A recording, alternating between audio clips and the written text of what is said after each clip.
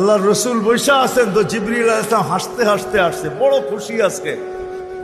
আল্লাহ রসুল জিজ্ঞাসা করছে এত খুশি কেন? বলছে সুসংবাদ নিয়ে আসছি, আপনিও খুশি হয়ে যাবেন।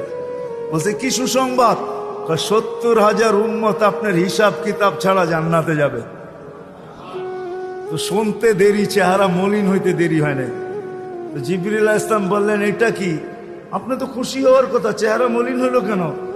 মাত্র 70,000, আমার সাহাবী তো 1.25 লক্ষ, কিয়ামত পর্যন্ত উম্মতের কি হবে? এই জন্য চেহারা মলিন। আপনি কি নিতে রাজি না?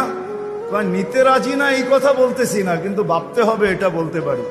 ভাইবা দেখি নিব কি নিব না। তো পাশে ওমর রাদিয়াল্লাহু তাআলা আনহু বসা, বলছে ওমর নিব 70,000, বিনা হিসাব কিতাবে জান্নাতে যাবে। যেমন উস্তাদ তেমনই তো ছাত্র হয়, পীর যেমন মুরিদ তো এমনই হয়, ঠিক না? হ্যাঁ, কি বলেন? সঙ্গী ভালো হলে আমিও ভালো হব, এটাই তো সত্য। নাহলে কোরআন কেন বলবে কুনু মা সাদিকিন?